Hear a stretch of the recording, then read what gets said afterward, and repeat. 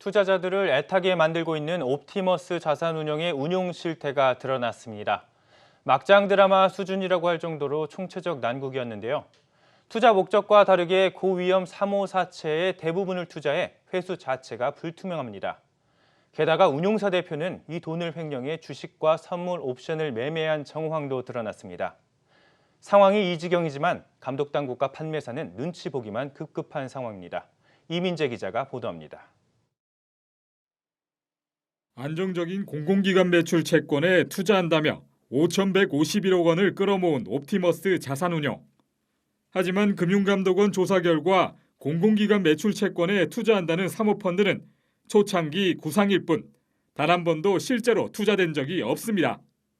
오히려 이 과정에서 옵티머스 운용 대표는 개인적으로 펀드 돈 수백억 원을 주식, 파생 투자에 쓰고 대부분 잃은 것으로 나타났습니다.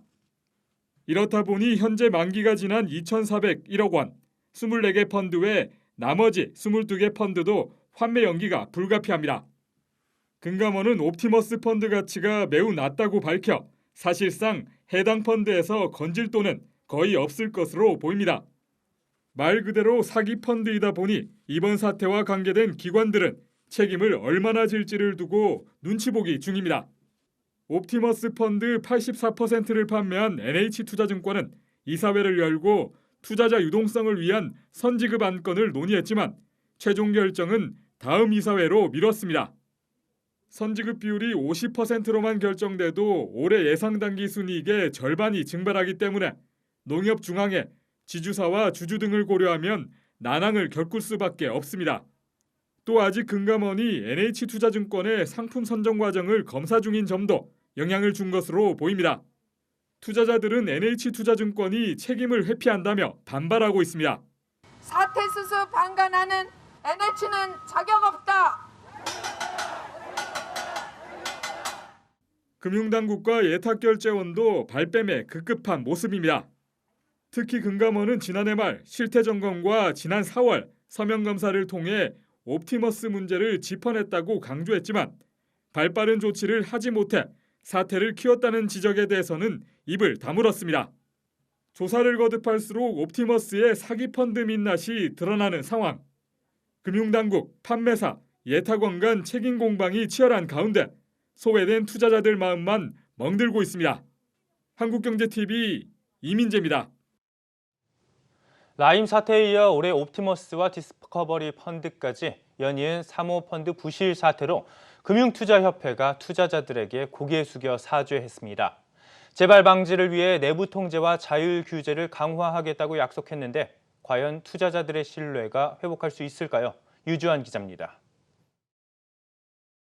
특히 사모펀드를 포함해서 우리 자본시장에 대한 신뢰를 가지고 투자를 해주신 투자자 및 국민 여러분께 실망과 심려를 끼쳐드린 것에 대해서 매우 유감스럽고 송구한 마음을 금할 길 없습니다.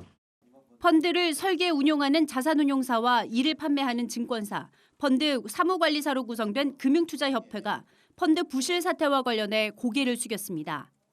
나재철 금융투자협회장은 이들을 대표해 불합리한 업무 관행을 되돌아보고 사모펀드가 환골탈태하는 계기로 삼아 투자자의 신뢰를 회복하겠다고 약속했습니다. 금융투자협회와 자산운용업계는 먼저 당국이 진행 중인 사모펀드 전수조사에 적극 협조하겠다고 밝혔습니다. 또 운용업계 스스로 내부 통제와 준법 감시를 점검하고 협회는 준법 감시인 대상 교육과 매뉴얼 배포 등 필요한 지원을 할 예정입니다.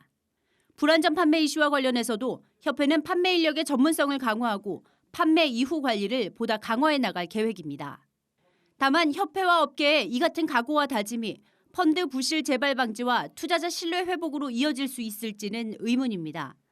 금융투자협회는 구체적으로 164개 사모펀드 운용사를 대상으로 내부 통제와 리스크 관리 실태에 관한 설문조사를 실시해 미흡한 점이 발견된 자산운용사에 대해 9월경 현장 조사를 진행하겠다는 계획을 발표했지만 협회 자체적인 징계권이나 강제력은 없는 상황입니다. 또한 10,000개가 넘는 사모펀드 전수조사 과정에서 추가 부실이 발견될 가능성도 있습니다. 정부의 무분별한 규제 완화와 당장의 수익을 쫓는 금융투자업계, 또 이를 감독해야 할 감독당국의 근본적인 개선 없이는 돌아선 투자자들의 마음을 되돌리기가 역부족이라는 지적이 나옵니다. 한국경제TV 유주환입니다.